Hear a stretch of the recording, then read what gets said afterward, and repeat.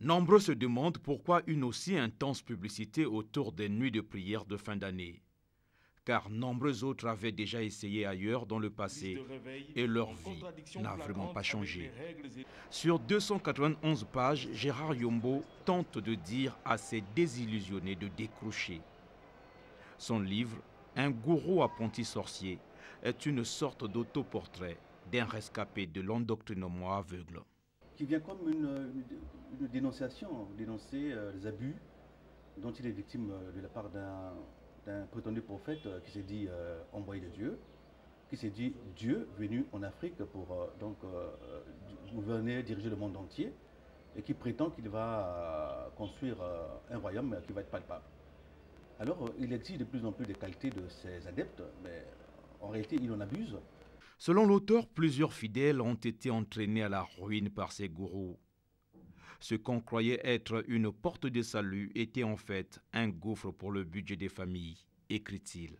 Ils pensent qu'ils sont seuls détenteurs de la vérité, qu'ils ont le secret de l'enlèvement, de là où les chrétiens iront après la mort, et qu'en contrepartie, on doit leur verser tous les jours de l'argent.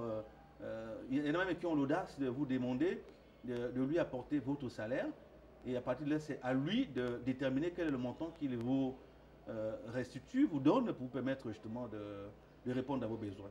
Rentré dans l'église pour rechercher Dieu, Juro, personnage principal, en sort avec d'horribles souvenirs à cause de l'avidité du prophète Munkulukulu.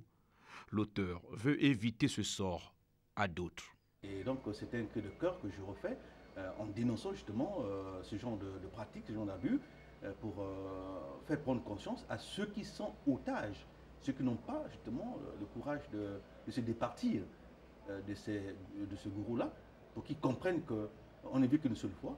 L'auteur est formel, cette histoire est vraie et les personnages cités existent bel et bien.